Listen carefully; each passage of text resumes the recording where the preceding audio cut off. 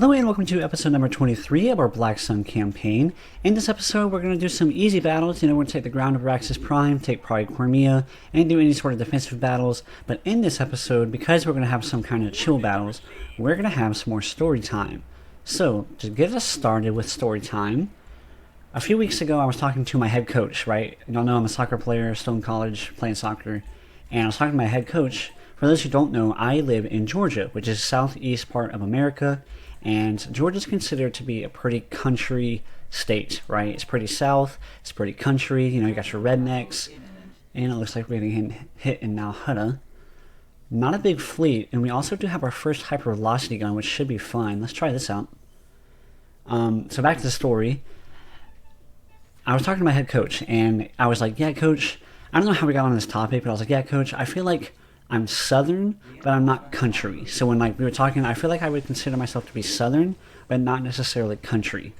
He's like, yeah, I agree with that. So I was like, yeah, I listen to country music, I say yes sir, yes ma'am when we're talking to adults and stuff, which is like kind of southern, kind of country.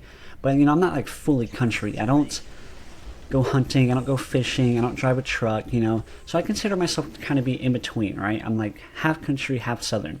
So literally 2 weeks after saying, I don't really go hunting, I don't drive a truck, literally 2 weeks later, I went hunting for the first time. And so I thought it was really funny, like right when I told my coach I'm not really country, I'm southern, I immediately went and did exactly what I said I don't do.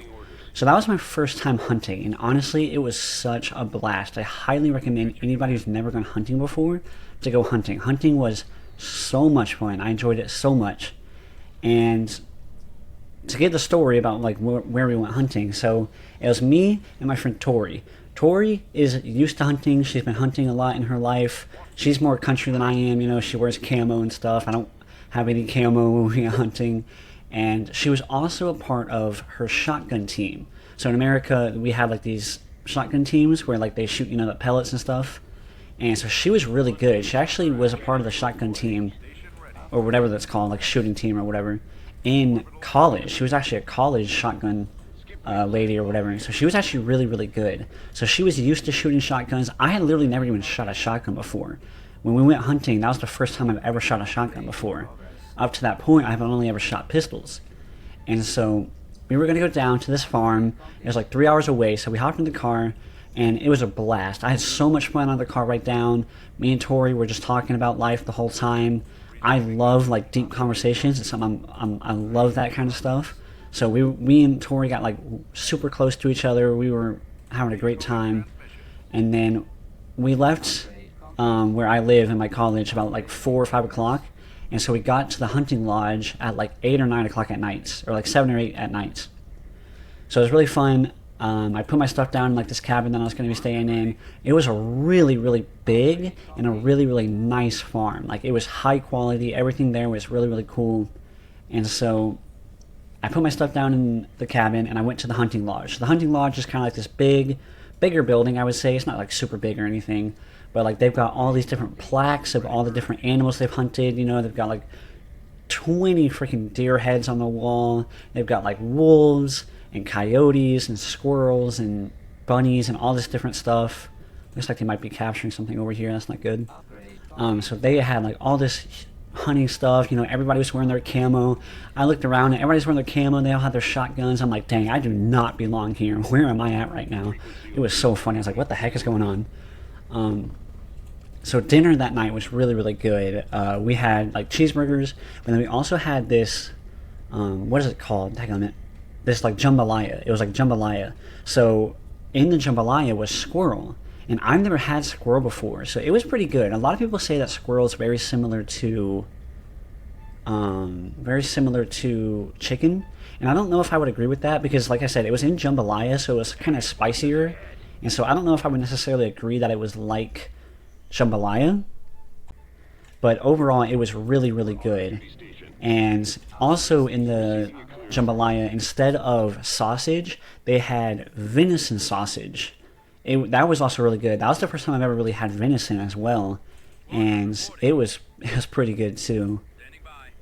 So dinner that night was really, really good, and then you know, we chilled out. We had like a little Bible study, and Tori went and did some homework. So I kind of hung out with some new people. I never really met anybody there. Tori was the only person I knew there, and so that was kind of cool.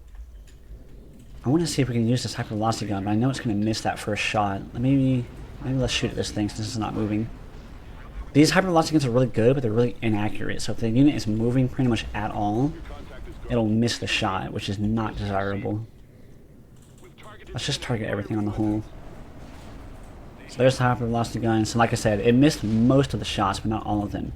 So what's really important about the hypervelocity gun is it pierces shields, and it does splash damage. So see how it took out all of these hard points over here? So that's a really important detail to note. I might actually want to target this guy. He still has all of his shields, and it's lost a bunch of its hard points, so it might just be best to target him. Let me get, like, you to shoot you to help bounce. You can go for him. Let me get the cloak shapes to help bounce. And do you have torpedoes? You do. Okay, you just keep targeting them. I'm not too worried about the fighters, especially since they have quasars. They're just going to respawn them. But back to the story. So the venison was really good as well, and dinner was good. So Tori went and did some homework, so she left, and I didn't know anybody there, but I was still kind of cool. I'm not like super scared in those moments, so I was cool talking with some people I never met before. And we played pool, and I got to know some people. Whoops, I meant to hit the pause button. So that was fun. The night was fun. So in the morning, we were going to go hunting. So in the morning, we woke up at like 7:30, and we all went down to the hunting lodge again. And now we went hunting. So that was the first time I've ever gone hunting. Keep that in mind. When we went hunting, we were squirrel hunting. So we were hunting squirrels with shotguns. Now, a couple of the guys had 22 rifles, but we ended up not really shooting at all the 22 rifles. So we just kept to the shotguns. And so that shot missed. It looks like all of its shots. Amshack, just keep shooting at that. So when we went out, we split up. There's about 15 of us, so we split up into 3 teams, and then we went out around the farm. Like I said, it was a really, really big farm. So there's a lot of different areas that were heavily wooded that we could hunt the squirrels at. So there was me, the team that I was a part of was me, Tori, Coach, Kelvin, and then we're going to call the other guy Brad, because I don't know his name. So it was me, Coach, Tori, Kelvin, and Brad. And when we went out, Brad, keep in mind, a lot of these people have been hunting their whole lives. And Brad especially was like a professional hunter. He had these hunting dogs with him. And those hunting dogs were so cool. Because not only were they like specialized for hunting, obviously, but they were super expensive dogs. All dogs are pretty expensive. Usually dogs are at least $1,000, if not $2,000. These hunting dogs that he had were like $5,000 to $6,000, and they were super duper nice quality hunting dogs. So whenever we went out, oh please don't die, I need you desperately in this battle. Oh, there he goes. And so when we went out, it was us 5. We finally got to like this area that we were going to hunt in, and we get out of the truck. And we start loading up our shotguns. You know, we had a bunch of different 12 gauge shotguns, and we were getting ready to hunt. And I've never been hunting. I've never been squirrel hunting. And I've never actually been hunting with hunting dogs before. And so kind of watching the dogs was really, really cool. So we get out of the trucks. We've all got our shotguns. We start loading up our shotguns. And as we're loading up our shotguns, like we're getting ready to hunt. Brad lets the dogs out, and he puts like the little collars on them to call them back if they get too far. And within 30 seconds of them jumping off the truck to go find squirrels, they were already barking like they have found a squirrel. I'm like, dang, that was fast. These dogs are nice. And so like we're still like loading up our shotguns, and we're already finding squirrels. So if you don't know, which I didn't know obviously back then, now I do, when you're hunting squirrels with dogs, what happens is, that was good, the dogs will go and run around the woods. There were 3 dogs. They'd go and run around the woods, and then once they find a squirrel in a tree, they sit at the bottom of the tree and they just bark. They bark, bark, bark until you come running with a shotgun and you find the squirrel in the tree somewhere and you shoot it out. Really good battle. That was not necessarily an easy battle. I would say it was an easier battle, but not necessarily super easy. I need to get a level 3 space station here. Alright, let's do level 3 space station, and Do I have a space station on here? No, let me get that. And then ground forces going to Raxus Prime. This is going to be a tough battle because they have 2 artillery units. It might be just be an AAT battle, to be honest with y'all. Might just be an AAT battle. Alright, cool. Let's make sure we're recording. Yes, we are. Cool. So back to the story. We had just gotten out of the trucks and we had already found our first squirrel. So I don't know what's going on, but everybody else starts walking towards the dogs because once the squirrel finds the dogs and he kind of keeps them in that tree, the squirrel's not going to go anywhere. The moment the squirrel comes down from the tree, the dog's going to get it.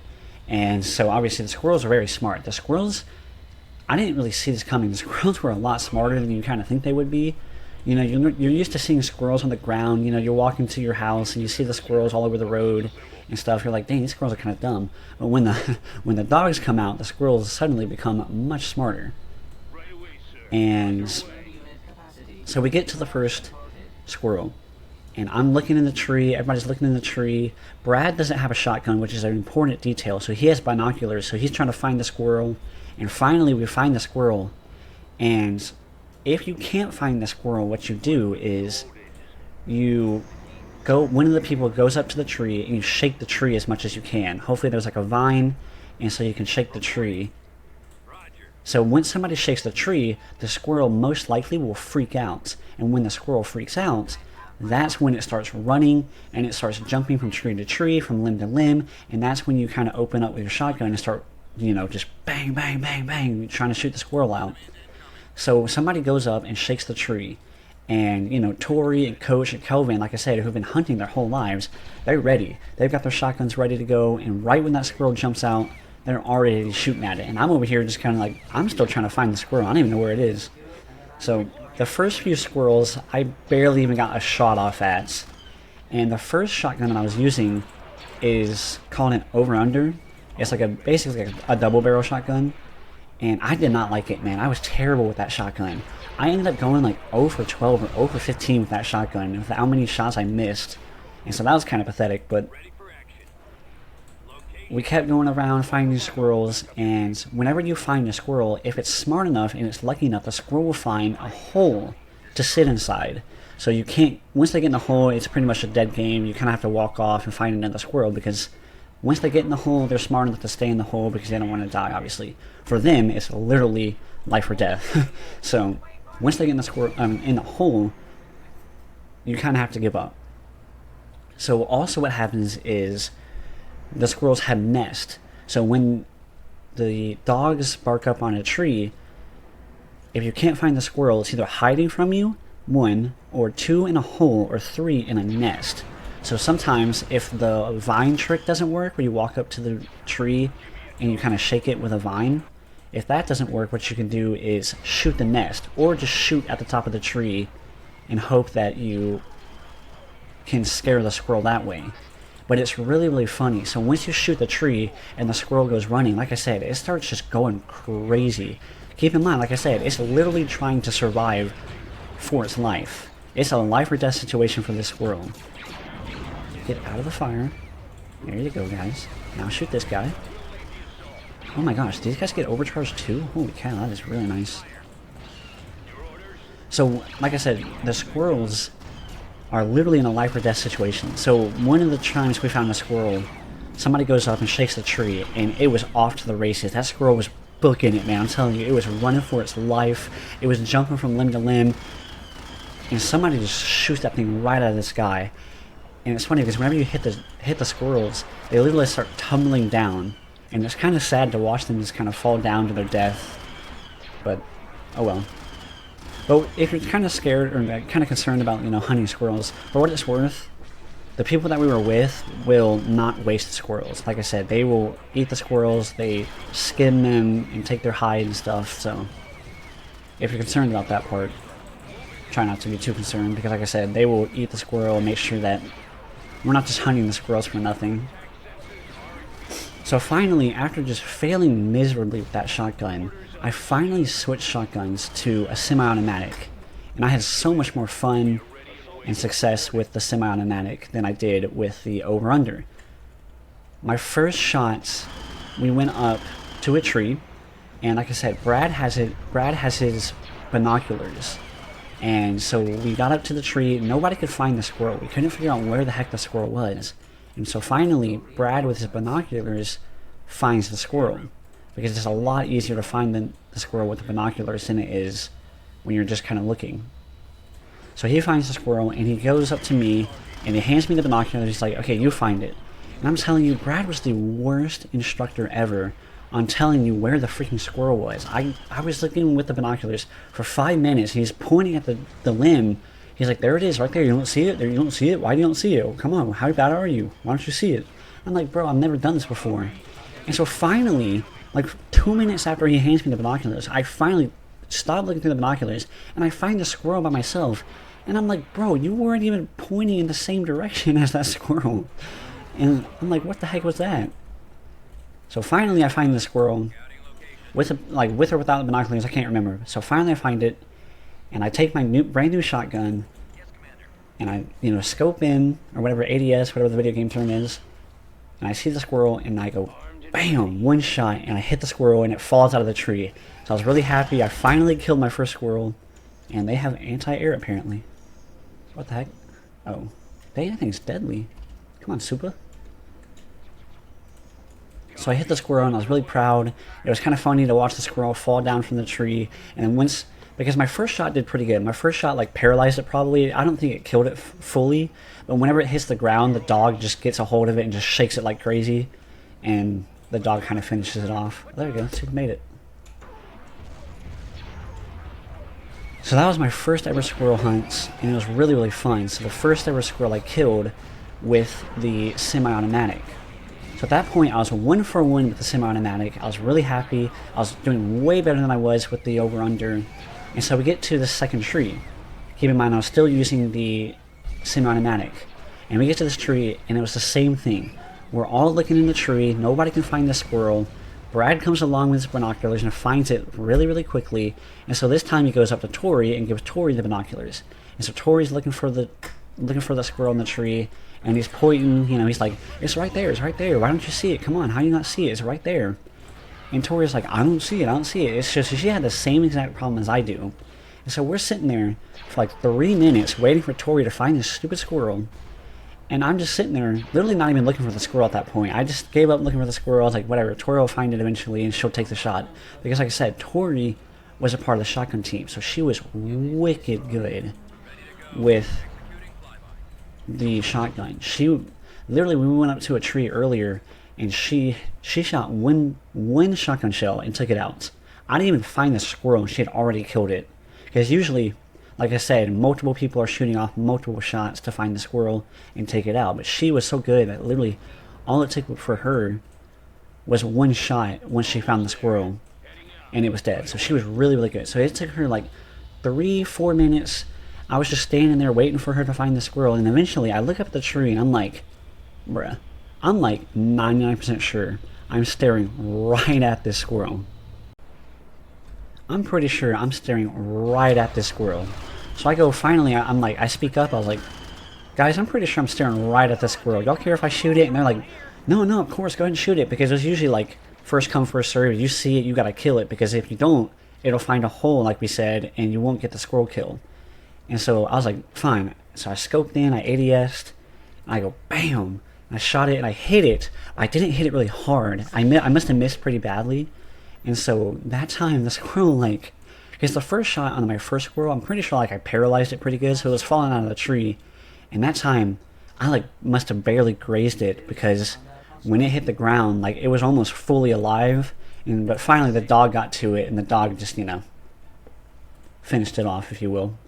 But that was really funny. So that at this point, now I'm 2 for 2 with this new shotgun. I'm doing way better with this new shotgun.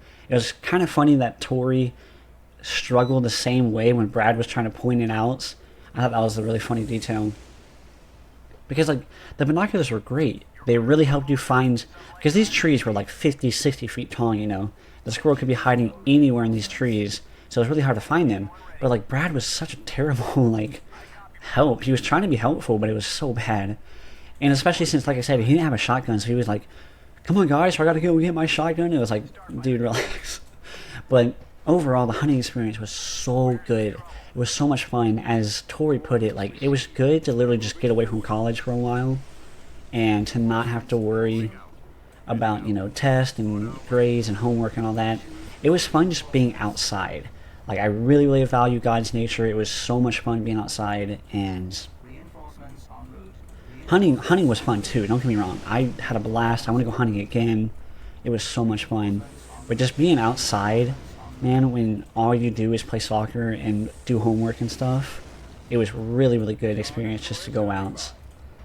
So the final squirrel, it was like 11:30, 12 o'clock, so we were about to go in and head back being done hunting. The final squirrel we find, keep in mind I had the semi-automatic shotgun, I was 2 for 2, and so somebody walks up to the tree and shakes it. And that was the funniest time because I was actually in good position from where the squirrel decided to run. So I grabbed my shotgun. The shotgun that I had could hold three shotgun shells per, you know, magazine or whatever you want to call it. And so I had 3 shots to hit the squirrel, and it takes off running, man. I'm telling you, it was booking it. And everybody starts yelling, "Get it, boys, get it, everybody get it, shoot it." And my first shot must have missed terribly. I shot it when it was trying to run across a limb, and I must have missed horribly because I don't think I even hit it, like, at all. Like, none of the shotgun shell pellets hit it at all. So the second shot, I was trying to do a little better, and this time, the second shot, the squirrel jumped. The squirrel jumped from literally tree to tree this time. There was like a 3-yard gap that the squirrel jumped from, and I was like, dang, now's my chance. I might miss, but I think it would be hilarious if I shot this thing literally out of the sky. Literally shoot this thing out of the sky. So of course, I'm like scoping in, I'm ready to shoot it. Right when it jumps, I shoot, and of course I missed terribly. It was a terrible shot. Even though it was like middle of the air, it would have been sick if I managed to hit the shot. I missed horribly. And so then I shot my third shot, and I must have missed terribly again because I didn't hit it, nobody hit it. I don't even remember if we killed that squirrel. So at that point, I had ruined my shooting percentage. I was 2 for 2, now I'm 2 for 5. But I mean, whatever, it was still fun. I just thought it was hilarious that I have a chance to hit this thing literally out of the sky. I was like scoping in, ready to go. It was a perfect shot, I had it lined up, and bam, missed terribly. But overall, highly recommend going hunting. It was so much fun. So once we got done hunting, we went back to the hunting lodge, and Tori had a new pistol that she wanted to try out. She had just got this pistol for Christmas or whatever. It was like February when we went hunting. So we're like, cool. So me, Tori, and Coach went out to like this big patch of dirt where it had like a little target. And it was funny. So it was Tori's pistol, so she was shooting it first. And it was a new Sky. I forget which model, but it was a new Sky. And I've shot Skies before. Pretty good pistol. They're pretty cheap. But they're pretty functional. I like them. Can I get some anti... Thank you. So she was really good with a shotgun, like I said. She was a part of the shotgun team. She's been shooting shotguns for years. But man, when she got a hold of that pistol, I'm telling you, I've never seen something so inaccurate, man.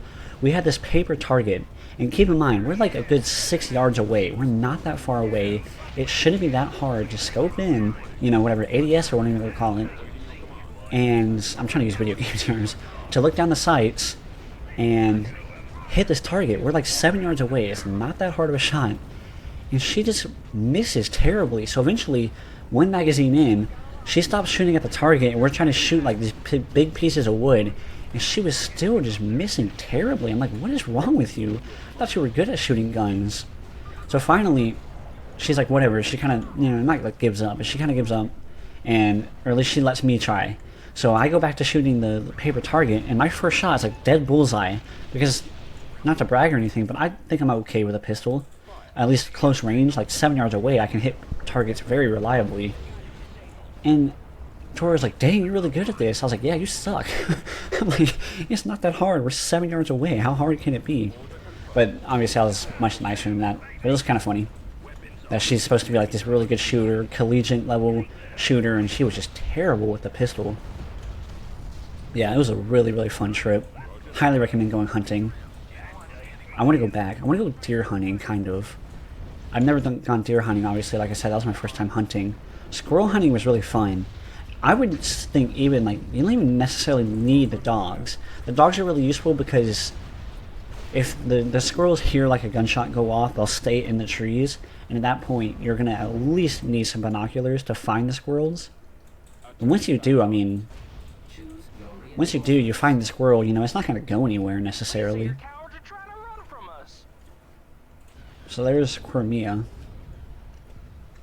This is a new planet. I think it has a new ground map too. This new ground map should be cool. What is this planet from? I've never seen this planet before. Maybe I've heard of it in the Clone Wars or something. They referenced it or something. We did end up losing that Munificent and a few starfighters. I should have brought in. I don't know why I took forever to bring up the anti-fighter ships. I don't know why I just like didn't bring them in at the very beginning of the battle for some reason. Alright, what do they got on the ground? Ooh, they have some turbo lasers. That'll be interesting. This will definitely be a disruptor battle for sure. So one more thing about the hunting. Dude, like I said, the squirrels were very, very smart. The squirrels were extremely smart. They knew not to, you know, run out of their hiding spots. Once they got in a hole, you literally had to give up on the squirrel, because once they're in the hole, they stay in the hole, and you can't shoot, you know, into the hole. Even to scare them out of the hole, you just can't. They're smart enough, and the shotgun pellets don't go through the hole. So once they're in the hole, it's kind of unlucky. So we had relocated. We had went from one hunting spot to another, and right when we get out of the truck, we see a squirrel. Like, immediately we see a squirrel, and we're like, dang, that was kind of fast. And so we all get out of the truck, and it's literally on the edge of the woods. The squirrel's on the very edge of the woods, and let's get some bikes in here. I want a hero, because the heroes are good for the bonus, and hopefully as well for the sight range. Shout out TJ. TJ keeps reminding me that, especially those commanders that I lost in the first battle, they provide additional sight range by 25%, which is actually really good. And if you're like us, sight range, in my opinion, is one of the most important things in all of Empire at War. So we're on the outside of this edge woods, and there's a squirrel in this first tree. And so we kind of had to quickly get out of the truck and shoot at it, because it was already at a hole. So really quickly it gets in this hole, and we're like, dang, we missed out on a squirrel. But like I said, we just got out of the truck, so we were still like getting our gear, getting our shotgun shells, loading up the new shotguns and stuff. And right then, right as we're getting ready to go deeper into the woods and kind of abandon that for a squirrel, this dumb ASF squirrel, I don't know what the heck its suicide mission was on, decides to peek its head out of the hole. And literally, these guys have been hunting for years. We're like, dude, this never happens.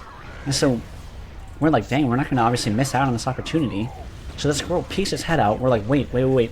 So right when it peeks its head out, I shoot my shotgun. I mean, I'm like, I'm not waiting around. I didn't know what was going on. I just immediately took a shot, and they're like, wait, because the way it had barely peeked its head out, if I did hit it, then it would have fallen into the hole. And like I said, we're trying to eat these squirrels and stuff like that, so we didn't want that to happen. How are we doing on anti-air? Yeah, that's pretty good. Well, maybe not. Alright, we don't have to worry too much about that thing. It's not going to do that much to us. I built a medical tank here, which is really good since my infantry are literally surrounding it perfectly. So finally, after I missed my first shot, I don't know how I missed. Keep in mind, this time, like I said, the squirrels are usually like 50, 40 feet up a tree. You know, it's a really hard shot to hit. The squirrels were much harder to hit, obviously, than a pistol target 7 yards away from it. But this squirrel, keep in mind, was on the outside edge of the woods. It was literally like 12 feet up in a tree. It wasn't that far away from us. And somehow, my horrible accuracy managed to miss. I don't know how I managed to miss. The target was a lot smaller. Like I said, literally only the squirrel's head was barely peeking out. And somehow I managed to miss just so badly. And so at that point, I'm like, dang. So we wait a little longer. And like I said, this suicidal squirrel, I don't know what he was doing, decides to peek its head further out and almost completely reveal itself. So at that point, you know, Tori, or whoever it was, just shot the heck out of it and it died. I'm like, what is this suicidal squirrel doing? Why is it peeking its head out? Well, the guys that, like I said, were used to hunting were like, this never happens. I was like, dang. So, not sure why that squirrel was so dumb, but yeah. Oh, shoot, in cover, please. Thank you. Rocket turret and turtle lasers, dang. Actually, maybe get out of turret cover.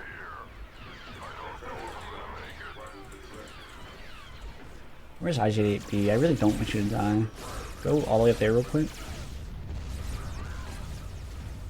It kind of runs funny. That's funny. Ooh, yeah, kill this thing. You can tell just how effective the disruptor rifles are. They're so good. As long as the thing doesn't have shields, these disruptor rifles are really, really good. They're honestly sometimes better than like an ATTE or an ATAP or an AAT when it comes to killing vehicles, because they're much more accurate, their fire rate's a lot faster. Sometimes infantry survival can be really good as long as they don't have like direct anti-infantry units. I mean, look how fast we just annihilated that thing. Keep in mind, obviously, I do have like almost 10 full units right here, but still. That was really impressive. Those disruptor rifles are really, really good. So yeah, that'll be it for this episode. I know it's kind of short, but it was just a little story time. In the next episode, probably going to continue to push against the rebels. I want to try out some more stuff. I definitely want to get some of these new Zog Consortium units in here, especially like the aggressors and different things like that. So we've got an aggressor building as well as a Kadobi. Probably want the Kadobi first just because it's a little bit more of a versatile unit. And then over here we're still working on this, which is good. That was cool though. We got to use the hypervelocity gun for the first time, and it actually did really good. Like I said, its accuracy necessarily isn't the best, but when it hits, I like how it does splash damage. The splash damage is really, really good as well. And then obviously we also got some new ground units coming in. We got the MALs, we've got the Kadobi tanks, which I'm really excited about, as well as, wherever they are, yeah, here we go, some Mandalorians. So stay tuned for that in the next episode.